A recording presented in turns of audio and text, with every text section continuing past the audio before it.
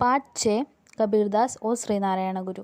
15वीं सदी में जीवित एक संत थे कबीरदास। हिंदी के भक्ति साहित्य में उनका प्रमुख स्थान है। उनकी कविता का उद्देश्य पांडित्य का प्रदर्शन नहीं था। उन्होंने अपने कविता के द्वारा समाज में प्रचलित आचारों और अंधविश्वासों पर खुलकर प्रहार किया. എന്താണ് പറയണത്? 15ാം നൂറ്റാണ്ടിൽ ജീവിച്ചിരുന്നൊരു നല്ല മനുഷ്യനായിരുന്നു കബീർദാസ്. കബീർദാസ് ഹിന്ദി ഭക്തി സാഹിത്യ കാലഘട്ടത്തിലെ ഇമ്പോർട്ടൻ്റ് അല്ലെങ്കിൽ മെയിൻ ആയൊരു വ്യക്തിയായിരുന്നു. ഫേമസ് ആയൊരു വ്യക്തിയായിരുന്നു കബീർദാസ്. കബീർദാസിൻ്റെ കവിതകൾ ആളുടെ പാണ്ഡിത്യം തെളിയിക്കുന്ന കവിതകളല്ലായിരുന്നു, ബൽക്കി അല്ലാതെ എങ്ങനെയുള്ള കവിതകളായിരുന്നു? സമാജിക്ക്, അതായത് സമൂഹത്തിൻ്റെ ഉച്ചനീചത്വങ്ങളും ആചാരങ്ങൾക്കും അന്ധവിശ്വാസങ്ങൾക്കും എതിരെയായിരുന്നു ആളുടെ കവിതകൾ. अपने कविता के माध्यम से कबीर समाज में क्रांति और सुधार लाना चाहते थे. उन्होंने मानवता की एकता का महान प्रयास किया था. എന്താ പറയണത്? ആളുടെ കവിതകൾ കൊണ്ട്, കവിതകൾ ഉപയോഗിച്ചിട്ട് സമാജത്തിൽ എന്ന് വെച്ചാൽ സമൂഹത്തിൽ മാറ്റങ്ങൾ കൊണ്ടുവരാൻ ആഗ്രഹിച്ചു. മനുഷ്യത്വത്തിന് വേണ്ടി, മറ്റുള്ള മനുഷ്യത്വത്തിന് കൂടുതൽ ഇമ്പോർട്ടൻസ് കൊടുക്കാൻ വേണ്ടി ആൾ വളരെയധികം പ്രയത്നിച്ചു. സാമാജിക് സുധാർ കെ ലിയെ ഉൻകാ പ്രയത്ന സരാഹനീയ ഹെ. എന്താ പറയുക, ആളുടെ പ്രയത്നം സമാജം എന്ന് വെച്ചാൽ എന്താണെന്ന് പറഞ്ഞാൽ സമൂഹത്തിൻ്റെ ഉന്നതി അല്ലെങ്കിൽ അതിൻ്റെ ഡെവലപ്മെൻറ്റിന് വേണ്ടി ആൾ ചെയ്ത കാര്യങ്ങൾ എടുത്തു പറയേണ്ടതാണെന്ന്. ഉൻകി ദൃഷ്ടി മീം ജാതി നിരർത്ഥക് തി. ആളുടെ ദൃഷ്ടിയിൽ ജാതി അർത്ഥമില്ലാത്തൊരു വസ്തുവായിരുന്നു.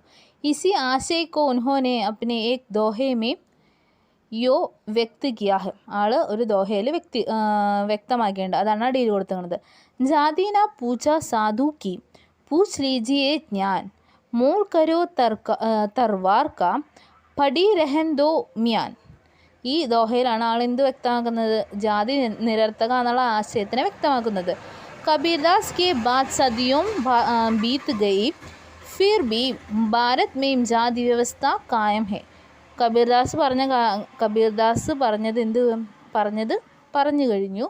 കാലങ്ങൾ കുറേ കടന്നുപോയി, എന്നാലും ഭാരതത്തിൽ ഇപ്പോഴും എന്ത് നടക്കുന്നുണ്ട്? ജാതി വ്യവസ്ഥ ഇപ്പോഴും നിലനിൽക്കുന്നുണ്ട്. ശ്രീനാരായണ ഗുരുവിനെ ജാതി വ്യവസ്ഥ കെ വിരുദ്ധ ക്രാന്തികാരി കഥം മുട്ടായി. ശ്രീനാരായണ ഗുരു എന്താ ചെയ്തത്? ജാതി വ്യവസ്ഥയ്ക്കെതിരെ അഹിംസയുടെ വഴിയാണ് എടുത്തത്. എന്തിനു വേണ്ടി? ഇതിനെ ജാതി വ്യവസ്ഥയ്ക്കെതിരെ, അതിൻ്റെ എതിരെ നിന്നുകൊണ്ട്.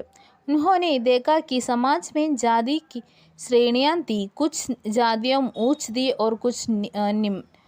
वे स्वामी तो थे, साथ ही साथ സാമാജിക് സുധാരക് ബി थे. ആളാരായിരുന്നു? ആളൊരു സ്വാമിയായിരുന്നു. ആൾക്ക് നമ്മുടെ സമൂഹത്തിൽ നടക്കുന്ന ഈ ഉയർന്ന ജാതി താഴ്ന്ന ജാതി അതൊന്നും ആൾക്ക് തീരെ ഇഷ്ടമുണ്ടായിരുന്നില്ല എന്നാണ് പറയുന്നത്. ആൾ ഒരു സ്വാമിയായിരുന്നു, അല്ല സ്വാമി എന്ന് വെച്ചാൽ സന്യാസിയായിരുന്നു. അതോടുകൂടെ സാമാജിക് സുധാരക് എന്ന് വെച്ചാൽ സമൂഹത്തിന് ഡെവലപ്മെൻറ്റിന് വേണ്ടി പ്രവർത്തിക്കുന്നൊരു വ്യക്തി കൂടിയായിരുന്നു. ജാതി കെ നാം പർ സമാജ് മേം असमानता थी. इससे उनका हृदय അശാന്ത് ഹുവ. എന്താ പറയുക, ജാതിയുടെ പേരിൽ സമൂഹത്തിൽ വളരെ ഉച്ചനീചത്വങ്ങൾ നടക്കുന്നുണ്ടായിരുന്നു. അത് കാരണം ആൾക്ക് വളരെയധികം ദുഃഖമുണ്ടായിരുന്നു. മാനവ് കല്യാൺ കെ ലിയെ ധർമ്മ കാ ആവിർഭാവ് ഹുവ. ഹിന്ദു ധർമ്മ കെ ദേവതാവും പർ ഉൻകി ആസ്ഥ തി. എന്താ പറയുന്നത്? മാനവ് എന്ന് വെച്ച് കഴിഞ്ഞാൽ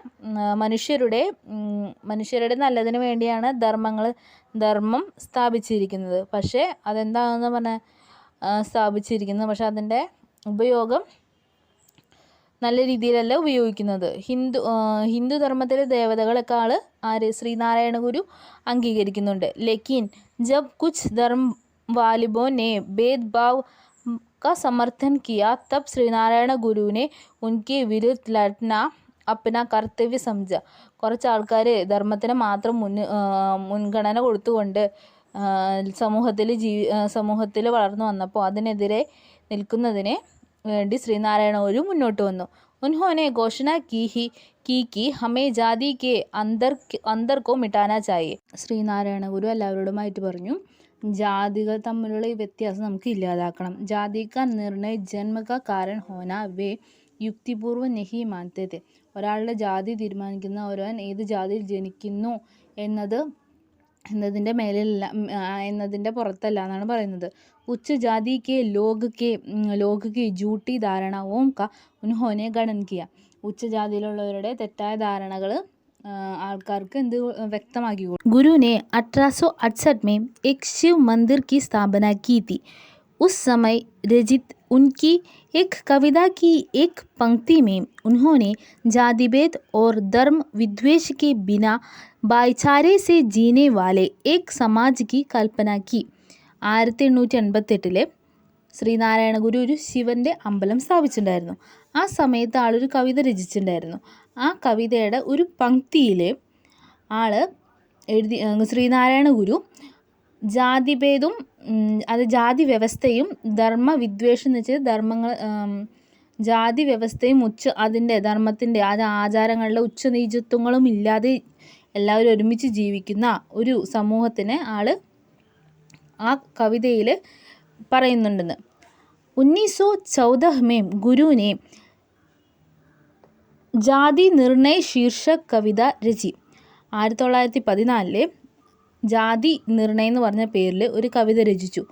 उसमें उन्होंने कहा कि मनुष्य की केवल एक ही जाति है, वह है मनुष्यत्व. എന്താ പറയുന്നത്? ആ കവിതയിൽ എഴുതിയിട്ടുള്ളത് മനുഷ്യന് ഒരു ജാതിയുള്ളൂ, അതാണ് മനുഷ്യത്വം. उन्होंने कहा कि मानव एक ही प्रकार के सोद या योनि से निकलता है, इसलिए मानव के बीच कोई भेद नहीं है. മനുഷ്യൻ്റെ ഉത്ഭവം ഒരു യോനി എന്ന് വെച്ച് കഴിഞ്ഞാൽ ഒരു സ്രോതസ്സ് ഒരു സ്ഥലത്ത് തന്നെയാണ് ഉണ്ടായിരിക്കുന്നത്, ഉത്ഭവം ഒരു സ്ഥലത്ത് തന്നെയാണ് ഉണ്ടായിരിക്കുന്നത്. അതുകൊണ്ട് മാനവും തമ്മിൽ മനുഷ്യനും തമ്മിൽ യാതൊരു വക വ്യത്യാസവും പാടില്ല. സബീമേം ഏക് ഹി ആത്മാ വിദ്യമാൻ ഹെ, എല്ലാവരിലും ഉള്ള പരമാത്മാവിന് ആത്മാവ് എന്താണ്? ഒന്നാണ്. ഏസി സ്ഥിതി മേം ജാതിഭേദ് നിരാദർ ഹെ, ഈ അവസ്ഥയിൽ ജാതിയുടെ ഭേദം എന്താണ്? ആവശ്യമില്ലാത്തൊരു കാര്യമാണ്.